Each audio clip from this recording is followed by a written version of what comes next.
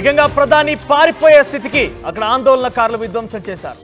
రిజర్వేషన్ల రగడతో దేశం మొత్తం కూడా అట్టుడికిపోతోంది. దీంతో ప్రధాని వదిలి పారిపోయారు దేశాన్ని.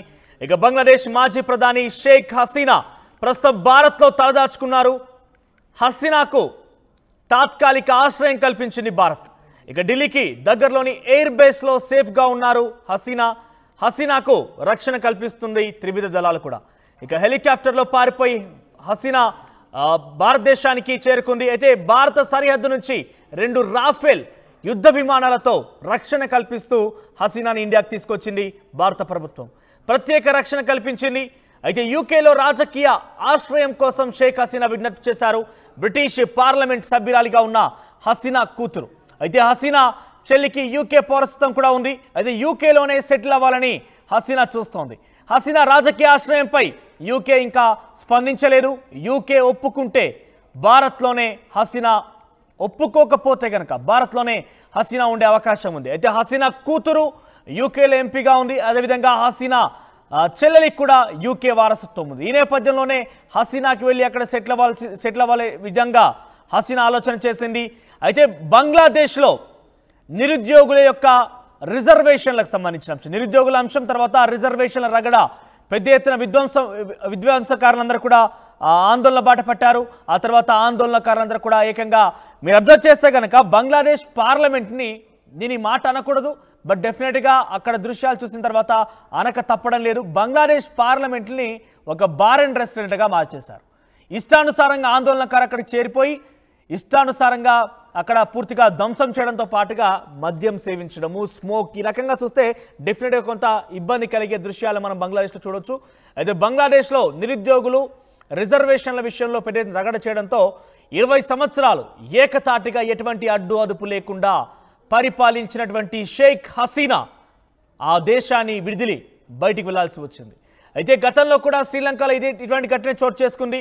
శ్రీలంకలో ఇన్ఫ్లేషన్ కారణంగా ఆ దేశ ప్రధాని ఆ దేశం నుంచి పారిపోయి బయటకు వచ్చి అక్కడ తలదాచుకున్నాడు. ఇప్పుడు సేమ్ సిచ్యువేషన్. కానీ షేక్ హసీనాకి భారతం ఆశ్రయం కల్పించింది. భారత్ ప్రస్తుతం షేక్ హసీనా భారత త్రివిధ దళాల రక్షణ మధ్యలో ఆవిడ ఉంది. అయితే ఆవిడ బంగ్లాదేశ్ నుంచి ఇండియాకు వస్తున్న నేపథ్యంలో ఆ బార్డర్ దగ్గర 2 యుద్ధ రఫేల్ విమానాల సహాయంతో తన రక్షణ కల్పిస్తూ తీసుకొచ్చారు. అయితే భారతదేశం తనకి రక్షణ ఇవ్వడానికి మొదటి కారణం ఏంటంటే భారతదేశానికి షేక్ హసీనా చాలా సంపూర్ణ మద్దతునిస్తూ ఉంటుంది. ముఖ్యంగా భారత ప్రజానికానికి, భారతీయులకందరికీ కూడా అక్కడ బంగ్లాదేశ్లో వారందరికీ రక్షణ కల్పిస్తూ ఉంటుంది. ఇండియా బంగ్లాదేశ్ మధ్య చాలా వరకు కూడా ఒప్పందాలు ఉన్నాయి. పలుమార్లు మోదీ షేక్ హసీనా భేటీ కావడం కూడా చూసాం. ఈ నేపథ్యంలోనే షేక్ హసీనాకి రక్షణగా నిలిచింది భారత ప్రభుత్వం. ప్రస్తుతం తాత్కాలికంగా తనకు రక్షణ ఇస్తోంది. అయితే తన కూతురు, తన సోదరురాలు ఇద్దరు కూడా యూకేలో ఉన్నారు. అయితే యూకేకి వెళ్లేందుకు ఆవిడ విజ్ఞప్తి చేసుకుంది. కానీ యూకే ప్రభుత్వం గనక ఒప్పుకోకపోతే ఇండియాలో ఉంటుందా అనే అంశం మీద కొంత చర్చ కూడా కొనసాగుతోంది.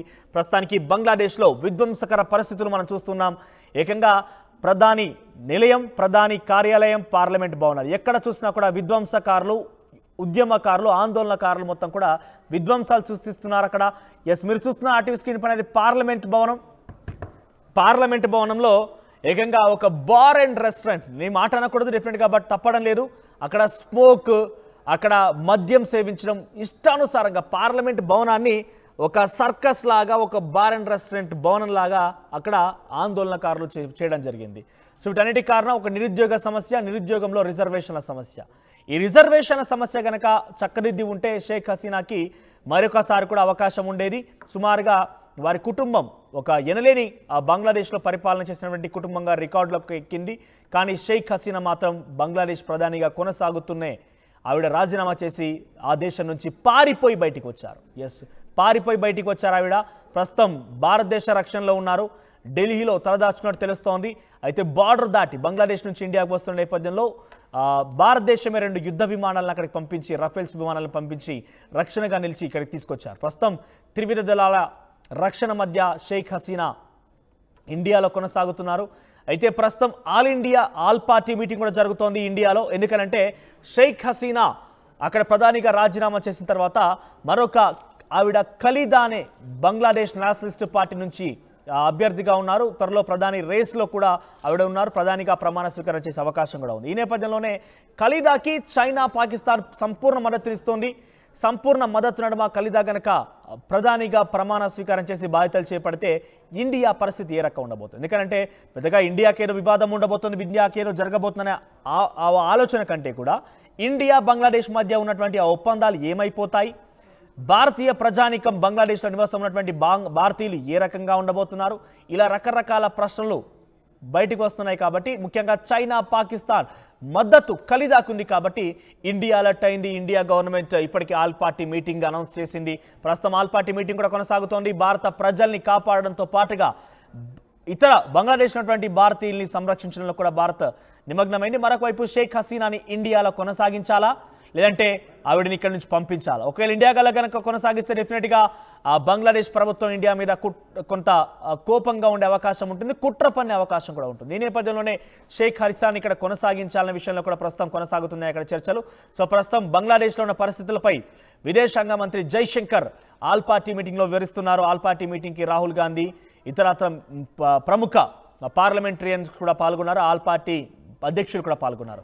సో ప్రస్తుతానికి అక్కడ ఆల్ పార్టీ మీటింగ్ కొనసాగుతుంది. మరోవైపు షేక్ హసీనాకి భారతదేశంలో ఆవిడ్ని రక్షణ కల్పించిన విషయంలో కూడా కొంత ఆందోళన కలిగిస్తుంది. ఎందుకంటే ఇక్కడ రక్షణ కల్పించారన్న నేపథ్యంలోనే బంగ్లాదేశ్లో మన వాళ్ళపై, అంటే భారతీయులపై, హిందువులపైన కూడా కొంత దాడి చేస్తున్నట్టుగా, వారిపై అఘాయిత్యానికి పాల్పడుతున్నట్టు కూడా నెట్టింట వీడియోలు వైరల్గా మారుతున్నాయి. అయితే ఇవి కొన్ని ఫేక్ అనే విషయాలు కొట్టిపారేస్తున్నారు. కానీ మరికొన్ని అత్యుత్సాహంగా అక్కడ ఉన్నటువంటి కొంత మత విద్వేషాలు రెచ్చగొట్టే వ్యక్తులు చేస్తున్న పనిగానే అక్కడ భావిస్తున్నారు. సో ఈ నేపథ్యంలో కొంతమంది ముస్లిం సెక్యులరిస్టులు వారంతా కూడా హిందూ దేవాలయాలకి, హిందూ ప్రజానికానికి మద్దతుగా నిలుస్తున్నారు. మన పోరాటం ప్రధాని పైన, నిరుద్యోగత పైన, రిజర్వేషన్ల విషయంలో కానీ హిందువుల పైన కాదు, భారతీయుల పైన కాదనే విషయాన్ని అక్కడ ఉన్నటువంటి కొంతమంది ముస్లిం సెక్యులరిస్టులు ఏకంగా మసీదుల్లో అనౌన్స్మెంట్లు చేస్తున్నారు. దేవాలయాల్లో రాత్రంతా కూర్చుని ఆ దేవాలయం రక్షణగా నిలిచారు. హిందూ ప్రజానికాన్ని రక్షణ గెలుస్తున్నటువంటి పరిస్థితి కూడా మనం చూస్తున్నాం. ఒకవైపు రెండు, అటు గుడ్ అండ్ బ్యాడ్ కూడా కనబడుతోంది. ఒకటి మత విద్వేషాలు రెచ్చగొట్టేవారు అక్కడ విధ్వంసాలు చేయడంతో పాటుగా హిందూ భారతీయులపై, ఎందుకంటే షేక్ హసీనాకి మనం ఇక్కడ ఆశ్రయం ఇచ్చాం కాబట్టి వారంతా కూడా అక్కడ విధ్వంసాలు చేస్తున్నాం ఒక ఎత్తు అయితే, మరొక వైపు వీరంతా కూడా హిందూ ప్రజానికానికి, హిందూ మతస్థులకి, హిందూ దేవాలయాలకి, భారతీయులకి కొంతమంది ముస్లిం సోదరులు, ముస్లిం సెక్యులరిస్టులు అక్కడ అండగా నిలుస్తున్నారు. సో ప్రజెంట్ షేక్ హసీనా భారత రక్షణలోనే ఉంది. ఆవిడ తన కూతురి యూకేలో ఎంపీగా కొనసాగుతున్నారు. ఆ తర్వాత తన సోదరురాలు కూడా యూకేలో ఉన్నారు. అయితే ఈ నేపథ్యంలోనే యూకేకి రావడానికి విజ్ఞప్తి చేసుకున్నారు. యూకే ప్రభుత్వం కనుక అక్కడ అనుమతి ఇస్తే కనుక అక్కడికి వెళ్ళే అవకాశం ఉంది, లేదంటే ఇండియాలోనే కొనసాగబోతున్నారు. సో ఇండియాలో కనుక కొనసాగితే